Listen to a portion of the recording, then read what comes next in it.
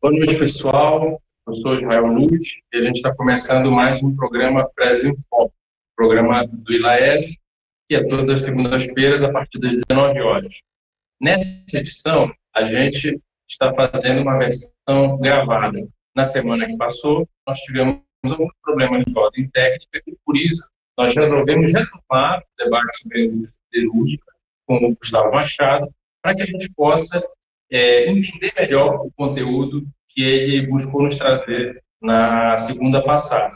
Esse programa está sendo transmitido no dia 20 de novembro, Dia da Consciência Negra, e a gente espera que vocês aproveitem bastante agora o conteúdo do que o Gustavo, que é pesquisador do ILAES e é responsável por esse estudo que será apresentado hoje, vai nos trazer. Boa noite, Gustavo, e bem-vindo. Boa noite, Israel. É sempre um prazer estar discutindo aí temas tão importantes que abrangem, envolvem aí os estudos que o ILAES vem fazendo aí ao longo de mais de 10 anos. E hoje tratando aí do setor siderúrgico, setor-chave no Brasil e que vem em processo de deterioração aí há muito tempo. Então, esperamos contribuir e aproveito para convidar a todos aí para seguir aí acompanhando o Brasil em Foco nessa e nas próximas segunda-feiras. Maravilha, Gustavo. Gustavo, eu queria pedir para você começar a sua explicação, trazer para nós um pouco desse estudo, mostrar o que você preparou para a gente hoje. Não, beleza. Vamos colocar aí alguns slides que vão estar visíveis, né? Porque uma das ideias aí desse programa é exatamente compartilhar com um grupo mais amplo de pessoas, por meio das lives e tudo mais, os estudos que o ILAES vem desenvolvendo aí, desenvolve ordinariamente, corriqueiramente, setor público, setor privado, envolvendo quase todos os setores da economia brasileira. E hoje, nós vamos pegar o setor siderúrgico, não é à toa, não é uma escolha aleatória, um setor que passou, por exemplo, com a 7N no ano passado, por uma das greves mais fortes que teve no Brasil ao longo dos últimos anos, o setor estratégico que surgiu lá 60, 70 anos atrás, logo depois da formação da Petrobras, envolvendo aí a industrialização do Brasil, ainda que com empresas estrangeiras no topo do processo, e que vem passando por um processo bastante particular, que nos parece que é ilustrativo para a gente entender como que na sociedade capitalista, os ganhos que você tem do ponto de vista dos proprietários, dos acionistas, dos donos das empresas, pode não significar absolutamente nada do ponto de vista do trabalhador, nem do salário, da remuneração e nem do emprego, tá? Como é que isso é possível, né? Então, o setor siderúrgico, a gente vai procurar mostrar isso como capitalismo, que já é exploração de qualquer jeito, em qualquer lugar, em qualquer setor, em qualquer situação, mas ele provê em várias situações lucros extras para os proprietários, que são lucros gigantescos, e não é que não vai parar nada no bolso do trabalhador, não vai parar no bolso do trabalhador siderúrgico e nem diretamente para o Brasil e para os trabalhadores dos demais setores. Então, nós vamos entender como que isso é possível. Eu vou dividir essa apresentação aqui em 3 blocos. Primeiro, a gente tem uma visão panorâmica do setor siderúrgico aí no Brasil e no mundo, e na sequência nós vamos ver 2 exemplos de casos, por assim dizer, que é da CSN Siderurgia, que tem em Volta Redonda a maior unidade de produção siderúrgica do Brasil, está lá em Volta Redonda, com mais de 10 mil trabalhadores, e a maior siderúrgica brasileira, que é a Gerdau, que tem unidades espalhadas por vários lugares do Brasil. Não é a maior do Brasil, que é a ArcelorMittal, que é belga-francesa, mas é a maior sediada no Brasil. A Gerdau está presente em Divinópolis, Barão de Cocais, São José dos Campos, no Rio Grande do Sul, em vários lugares do Brasil. Então, eu já vou começar aí no primeiro slide, né? Analisando aí o setor siderúrgico no Brasil e no mundo.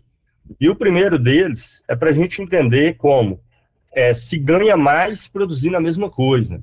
Então, a produção aí de aço no setor siderúrgico no mundo, que é o primeiro slide que nós vamos mostrar aí em séries de 2012 a 22, mais de 10 anos, houve até uma queda na produção de aço em 2022 e está aí mais ou menos estagnada há cerca de 4 anos, né?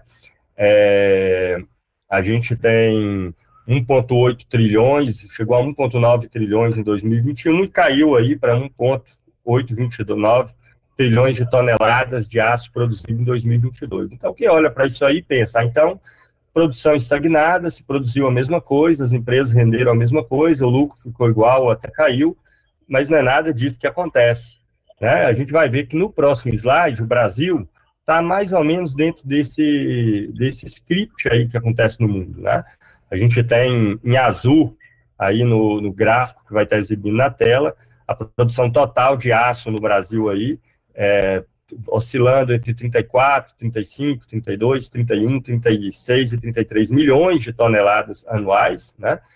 Com a queda em 2022 e também com a queda nos anos de 2019 e 2020, com um leve crescimento em 2021. Mas no longo prazo, há uma estagnação na produção.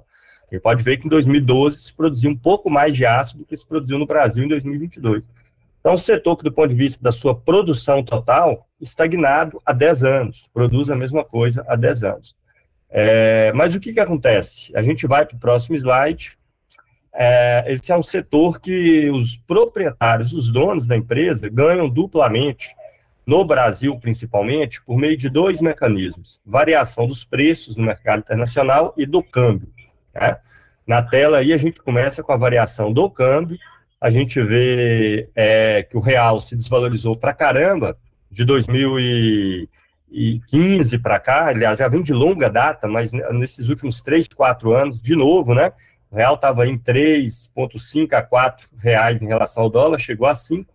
Essas empresas têm os seus custos, principalmente os trabalhadores, pagos em reais, mas elas vendem o produto quase sempre vinculado ao dólar. Então, quando a moeda desvaloriza, eles mantêm os custos e multiplicam as receitas. Isso aconteceu no setor duplamente, porque além do câmbio, houve também um crescimento do preço do aço no mercado internacional, principalmente pela Covid, aí no último período. A Covid levou uma redução da produção siderúrgica em alguns países do mundo, que pararam em função da Covid, o Brasil não foi o caso, mas a demanda, ela mais ou menos se manteve, né? Então, isso levou à disparada do preço do aço. E aí, leva a esse cenário que a gente vai ver no próximo slide, que é quase inacreditável, assim. A gente olha, produção estagnada, arrecadação estagnada. Não, né? O que aconteceu aí foi que a arrecadação das siderúrgicas brasileiras dobraram em 2021 e 2022. Literalmente dobraram, né? Ela ficou aí no patamar de 100 bilhões de reais entre 2018 e 2020, e foi para mais de 200, né? 208 bilhões de reais, 209 bilhões de reais. E sem surgir nenhuma siderúrgica a mais, não teve nada disso, tá? Então, as siderúrgicas existentes dobraram a sua arrecadação de 2020 para 2021, só que elas dobraram a sua arrecadação sem precisar ter contratado mais trabalhadores e elevado a sua produção, porque o preço do produto aumentou e porque o câmbio real se desvalorizou, como eu expliquei antes, tá? Então, isso vai gerar, porque a gente vê no próximo slide aí, total de trabalhadores estagnado no setor, né? Os trabalhadores diretos, que está em azul claro, aí no patamar de 66, 64 mil, foi para 70, 73, um crescimento irrisório diante do crescimento do faturamento, um crescimento aí de 10% do número de trabalhadores, tanto direto como indireto, enquanto o crescimento da arrecadação foi mais de 100%, tá? Isso gera o que nós falamos de crescimento da produtividade, no caso da produtividade nominal, ou seja, se a gente pegar a produtividade de faturamento por trabalhador, ela foi aí do patamar de 1 milhão de faturamento por trabalhador 2018, 2020, para 1 milhão e 700 em 2021, 1 milhão e 600 mil em 2022. É isso mesmo, 1 milhão e 700, 1 milhão e 600. É um crescimento de produtividade só entre 2020 e 2021 de mais de 60%, 61,97%, como está indicado na imagem que está aí na tela de vocês, né? E aí os proprietários dessas empresas são tão cínicos, né, que eles costumam mostrar os dados para os trabalhadores em campanhas salariais, PLR, coisas do gênero, e mostrar, em 2022 houve uma queda de produtividade da empresa, né? Como a gente vê aí no gráfico, houve uma queda porque a de 2021 foi a maior da história do setor, né? Mais de 60% de ganho de produtividade. Então, a produtividade de 2022 ainda é muito superior a todas aquelas verificadas em 2020, 2019, 2018, 2017, 2016, por aí vai. Isso mesmo se considerarmos o fator inflação. Inclusive, esse cálculo de produtividade que está aí de 61% já é levando em conta a inflação que aconteceu nesse período, tá? Senão seria mais de 70%. E aí, a coisa fica ainda mais drástica quando a gente vai ver os exemplos de casos, onde isso aí se materializa. Os exemplos de casos aqui, eles são importantes, porque todos os dados são primários, tá? Que nós estamos apresentando aqui, os primeiros, principalmente baseados no Instituto Aço Brasil, os que nós mostramos até agora, mas os dados da empresa, como a CSN Siderurgia, que a gente começa a apresentar agora, são baseados nos relatórios econômicos das empresas, publicados aí nos seus sites trimestralmente e tudo mais, são muito mais detalhados e muito mais minuciosos. E permite, por exemplo, que a gente calcule essa produtividade, não em termos do faturamento total da empresa, mas só do valor adicionado em cada uma dessas unidades siderúrgicas ou nelas no seu conjunto, tá? Desconsiderando todos os custos, como a gente vai ver. Então, quando a gente vai para a CSN, a gente vê espelhada nessa empresa individual o que nós vimos no setor siderúrgico no Brasil como um todo, né? A CSN vinha tendo faturamentos oscilando hora para baixo, hora para cima, desde 2013 até 2020, entre 13 e 14 bilhões de reais, saltou para 24 de uma hora para outra, de 2020 para 2021, e manteve em 2022 o mesmo patamar de faturamento. Motivo, nós já discutimos antes, né? Não é o crescimento da produção. Próximo slide, a gente vê que, na verdade, a produção da CSN está em queda, tá? Está reduzindo, e com isso o número de empregos, inclusive, das pessoas que produzem. Então, no slide aí da venda de aço da CSN, né, em 1.000 toneladas, a gente vê que a produção de aço dela vem caindo aí de 5 milhões para 4 milhões, 0,6, e em 2022 foi, inclusive, o mais baixo de todos.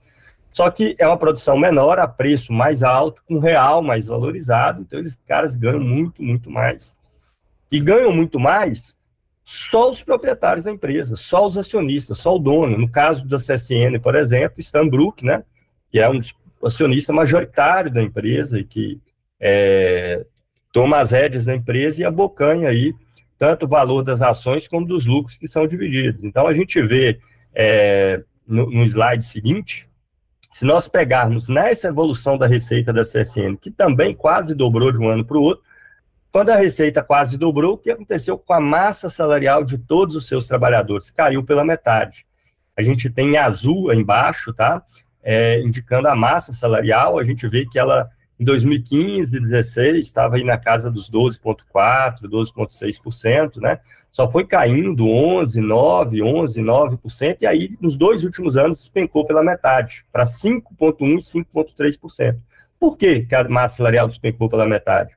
Porque é aquela mesma quantidade de trabalhador produzindo a mesma coisa, ou até menos trabalhadores produzindo menos, porque a gente viu que caiu um pouco a produção. E, na verdade, todo esse ganho que advém do preço do aço e que advém da desvalorização do câmbio, ele vai inteiro para os proprietários, para os acionistas da empresa. Não fica nada com os trabalhadores, o que se torna bastante visível quando a gente compara no slide seguinte essa massa salarial com os dividendos, que é a fatia do lucro da empresa que vai para a conta bancária dos proprietários, dos donos, dos acionistas. Então, a gente vê a massa salarial da empresa em queda, em termos absolutos, mesmo com o Brasil tendo registrado inflações nesse período aí, de 2019 a 2021, na casa dos 10% ao ano, tá? Essa massa salarial de todos os trabalhadores da CSN, que são mais de 12 mil, tá? Caiu de 1,3 bilhões para 1,2 bilhões, de 19, 20 para 21, 22, enquanto os dividendos saltaram de 424 milhões para 900 milhões, depois para quase 3 bilhões e para 2 bilhões e 300 mil. Então, essa é a lógica do capitalismo visto da perspectiva de uma empresa individual, tá? Então, uma meia dúzia de acionistas, porque CSN e Stanbrook é acionista majoritário, o resto é uns gatos pingados, né? 3 bilhões em um só ano, né? 2,9, para ser mais preciso, em 2021, e 2,3 bilhões em 2022. Ele foi para os acionistas da empresa mais do que o salário dos todos os 12 mil trabalhadores da empresa durante os 12 meses, incluindo o 13º, incluindo fundo de garantia, PLR, todos os demais benefícios, tá? Então, esse é o retrato da CSN. E os dividendos ainda pior, eu vou falar mais sobre isso no final, tá? Aguardem. Os dividendos tem uma coisa nele que é ainda pior do que o valor dos dividendos, tá? Então, a gente pode ver que o que acontece na CSN, do qual a gente teve toda a razão, como a gente pode ver, uma das greves mais importantes e mais fortes que a gente teve no Brasil e nos últimos 2, 3, 4 anos, né, que foi no ano passado. A gente vai para a Gerdau, que é a maior siderurgia sediada no Brasil, na verdade, está entre as maiores empresas sediadas no Brasil, já que grande parte das grandes empresas que estão no Brasil não são brasileiras, né? Como dos produtos que a gente consome. Eu estou até aqui olhando aqui para o meu lado, né? Philips, Edifier, Samsung, essas empresas, todas são empresas estrangeiras que atuam aqui, das que são sediadas no Brasil, a Gerdau é das maiores. Então, a Gerdau, a gente tem um cenário muito parecido, com a diferença de que ela é muito maior que a CSN. Tem unidades espalhadas, como eu falei, principalmente no Sudeste e no Sul do Brasil. Também fora do Brasil, algumas poucas.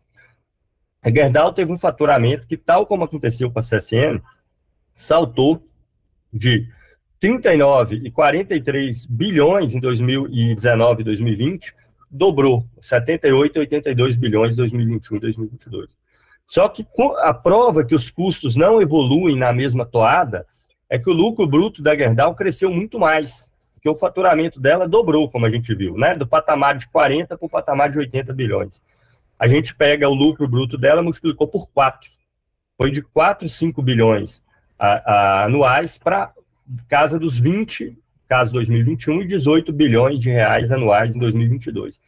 Então, um crescimento de 400% no lucro bruto da empresa, que multiplicou por 4. Porque os custos delas foram os mesmos, né? Porque ela ganhou apenas na variação do preço no mercado e ganhou apenas na variação do câmbio, manteve os custos durante todo esse período. Então, os caras proprietários da Gerdau puderam abocanhar esse lucro aí inteiro. Prova disso a gente vê no número de trabalhadores da Gerdau, no slide seguinte, né, que está em queda já. Eram 35 mil trabalhadores diretos na empresa ao fim de 2015 e ao final de 2022 é 30 mil. Então, nós temos hoje 5 mil trabalhadores menos do que a gente tinha em 2015, né? E quando ela tinha um faturamento que era menos da metade do que ela registrou nos 2 últimos anos, tá? Consequência disso, produtividade, que a gente mostra aí no slide seguinte, né? E agora essa produtividade aqui, ela é a produtividade mais precisa que a gente mostrou lá no começo, né? Que essa produtividade, ela leva em conta só o que foi adicionado de valor pela produção na Gerdau. Então, tá aí, todos os custos de produção são descontados, então ela leva em conta apenas o lucro bruto e a massa salarial, só o valor agregado. A gente vê que saltou do patamar de 450 mil reais por trabalhador entre 2018 e 2020 para quase 1 milhão por trabalhador. Esse trabalhador agregou 983 mil de valor em 2021 e 852 mil de valor em 2022, tá? Se nós formos fazer o cálculo aí do que ficou com os trabalhadores, tem certeza absoluta, a gente até tem esse dado, 15, 20% desse montante anualmente falando, né? Isso dá a taxa de exploração, ou seja, o que ficou para os proprietários da empresa, que depois é dividido com o banco, com o Estado, né, na forma de juros, de impostos, o que ficou com a empresa é 4, 5 vezes mais do que o que ficou com os trabalhadores, sendo que foram os trabalhadores que produziram isso tudo, tá? E isso vai se manifestar na prática também no caso dos dividendos da Gerdau, que saíram do patamar de 770, 780 milhões de reais em dividendos para mais de 5 bilhões em um só ano, tá? Isso aí, em termos percentuais, para a gente ter uma ideia, essa aí de 770 para 5 bilhões, isso aí dá uns 700%, 600, 700% de crescimento dos dividendos de um ano para o outro, né? 5,4 bilhões em 2021 e ainda mais em 2022, 5,8 bilhões. E aí o que é pior, e eu quero terminar aí essa fala remetendo a esse aspecto que me parece que é fundamental, que, na verdade, o problema maior que tem numa empresa como essa não é nem só os dividendos. Por que uma empresa distribui dividendos altos, dividendos elevados? É porque os proprietários das empresas, os acionistas, avaliam que eles vão ganhar mais dinheiro aplicando esse recurso em outro lugar do que na própria siderurgia. E nós podemos ver que a siderurgia no Brasil, a gente mostrou lá no começo, ela está com a produção estagnada há mais de 10 anos, a tal ponto de que em 2022 se produz menos aço do que a gente produzia em 2012, há 10 anos atrás. E, na verdade, não é só na siderurgia. Todo o setor industrial brasileiro está estagnado ou em queda. Para a gente ter ideia, o setor automobilístico produz hoje 45% menos veículos do que produzia há 10 anos atrás. A gente chegou a produzir quase 4 milhões de veículos anuais, hoje está em pouco mais de 2 milhões, tá? Para dar um exemplo. Então, o que acontece? Eles não vão deixar esse dinheiro na Gerdau, eles vão tirar esse lucro da Gerdau e vão jogar em outro lugar. E que lugar é esse? Já que no Brasil a indústria está em descenso, empregando menos, tendo menos recursos em parar no bolso dos trabalhadores, consequentemente. Esses recursos vão parar ou diretamente em aplicações estrangeiras, ou seja, esse dinheiro sai do Brasil e vai para empresas estrangeiras, é aplicado lá, ou quando fica no Brasil, é no melhor dos casos, com a compra de títulos da dívida pública brasileira, que significa simplesmente o seguinte: o cara, além de ampliar a escala de produção, produzindo mais mercadoria, mais recursos, tendo mais trabalhadores empregados, melhorando as condições salariais, não, ele coloca um título da dívida pública que, na prática, somos nós que vamos pagar. Porque os impostos no Brasil com os trabalhadores que pagam comprando qualquer produto, qualquer mercadoria, né? E aí, esses impostos depois são usados para pagar juros de um capital que não está investido em lugar nenhum. Está ali repousado no braço dos estados, na forma de um título público, que o Estado gasta de uma vez, depois ele fica pagando juros e devolve com juros de correção monetária, juros do Brasil um dos mais altos do mundo já há algum tempo. Tá? Então, significa que o trabalhador é depenado duas vezes, uma dentro do local de trabalho e depois no seu conjunto, pagando juros, que é para onde vai esses recursos que essa turma extrai como dividendos. Então, para dar um exemplo aqui para vocês, para materializar um pouco essa questão, se a gente pegar empresas que estão em expansão, como a BYD chinesa, que produz carros elétricos, a Tesla norte-americana, que produz carros elétricos, a Amazon, empresa do e-commerce, que está em plena expansão ao longo dos últimos anos, nos últimos 10, 15 anos, eles praticamente não distribuíram dividendo nenhum, dividendo zero. Por quê? Porque os trabalhadores lá ganham bem? Não. Porque o capitalista prefere reinvestir esse dinheiro na própria empresa, que significa, pelo menos, aumentar a quantidade de empregos, não a condição de quem está trabalhando. Prefere reinvestir esse dinheiro na própria empresa, e, nesse sentido, ele ganha, porque as ações da empresa elevam valor, porque a empresa está crescendo. Então, onde vê as ações da Amazon, da Tesla, então dispararam até além da conta aí nos últimos anos. No Brasil, esse processo de industrialização relativa, então, ele é nefasto e só a classe trabalhadora paga por ele. Os proprietários de empresa estão nem aí para isso. Né? Paga duplamente. Paga porque os trabalhadores trabalham em empresas que não aumentam nunca o número de empregos, que a condição permanece a mesma, inclusive piora ao longo do tempo, a ponto de ter 10 anos com setores chaves da economia brasileira completamente estagnado. Né? E segundo, esses recursos depois...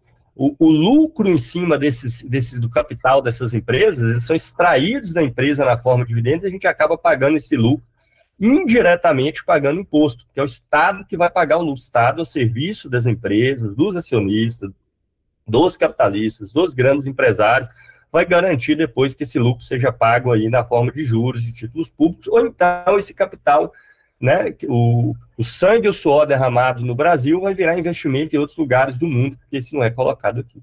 Então, me parece que esse caso do setor siderúrgico, então, além de tudo, aponta para esse problema estrutural crônico que nós temos no Brasil aí ao longo das últimas décadas, e nós podemos ver no exemplo da Gerdau e da CSN que capitalista nenhum tem interesse em resolver, porque isso é um problema para nós, não é um problema para eles. Se manifesta para o conjunto dos trabalhadores na forma da ausência de emprego, da instabilidade, da insegurança, da flexibilidade da legislação trabalhista, da deterioração salarial, mas principalmente na ausência de empregos, principalmente empregos formais com a remuneração um pouquinho melhor.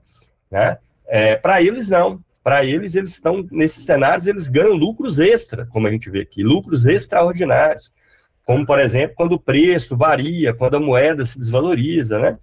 A tal ponto de CSN e Gerdau ter gerado aí dividendos, no caso da CSN, no patamar de 2, 3 bilhões de reais, no caso da Gerdau, acima de 5, que não se reverte nem de forma indireta para os trabalhadores brasileiros, casado aí com esse déficit crônico que a gente tem no Brasil e que governo nenhum mexe há mais de décadas. Então, me parece que esses são só alguns, né, das análises que nós fizemos, os nossos estudos. No caso, o estudo da CSN, ele foi feito para CSN Siderurgia, num seminário que aconteceu lá em Volta Redonda esse ano, acho que em abril, maio, por aí, alguma coisa assim. No caso da Gerdau, foi tanto para a Federação dos Metalúrgicos de Minas Gerais, quanto para os trabalhadores da Gerdau de São José dos Campos. Foi apresentado já no segundo semestre desse ano, mais recente, mas mostra como a situação revelada por essas empresas e do setor siderúrgico do Brasil dizem respeito não só aos trabalhadores dessas empresas, em primeiro lugar, sim, a gente vê que as empresas têm condições para fazer o que elas bem entenderem, teria condições para melhorar condições de trabalho, reduzir jornada de trabalho e ainda assim sobrar muita coisa, mas revelam a situação do Brasil, expresso nesses dividendos altos, que significa que as empresas não reinvestem, não é que elas não reinvestem no setor siderúrgico, tá? Elas não reinvestem no Brasil, em setor industrial nenhum, tá? E isso depois a gente acaba pagando essa conta duplamente, com os produtos sendo mais caros, porque o imposto é elevado, porque você tem que pagar juros desse capital todo que repousa na economia brasileira agora na forma de títulos públicos. Ou então migra para fora do Brasil. E aí a gente entende porque países, muitas vezes, né, como Estados Unidos, Europa, Japão, têm condições muito privilegiadas em relação ao Brasil, porque boa parte do excedente que é produzido aqui no Brasil migram para esses países, que são os proprietários de boa parte das empresas que estão aqui, ou até os brasileiros jogam seus excedentes das empresas brasileiras para esses países, porque eles têm maior potencial de expansão do capital, porque não vive nesse problema crônico de desindustrialização relativa no Brasil. E termina apontando como esse sistema que nós vemos é maluco e como nós temos lutado para transformá-lo, porque veja que ao jogar esse capital para fora do Brasil, não se eleva a quantidade de emprego que nós temos aqui, não se eleva o poder de compra da classe trabalhadora brasileira e a indústria continua sem ter condição de crescer. Então, o problema vai se retroalimentando. E como os proprietários do capital podem migrar o seu capital para qualquer lugar, o que está acontecendo para o Brasil, para eles, não interessa. Se tiver muito desempregado, pode matar todo mundo na forma do genocídio negro aí nas favelas, por exemplo, na forma do armamento de um setor da sociedade, do sistema prisional brasileiro. Não sem razão tem surgido cada vez mais correntes que defendem que a solução aí é exterminar o exército industrial de reserva, que são os trabalhadores sem emprego ou na informalidade no Brasil, enquanto, na verdade, nós temos que unir trabalhadores da ativa e também informais e sem emprego para poder fazer uma mudança estrutural nesse país. Caso contrário, esse círculo vicioso continua aí ao longo dos próximos anos, sem que a gente tenha nada a ganhar e os proprietários dessa empresa continuem tendo tudo a ganhar.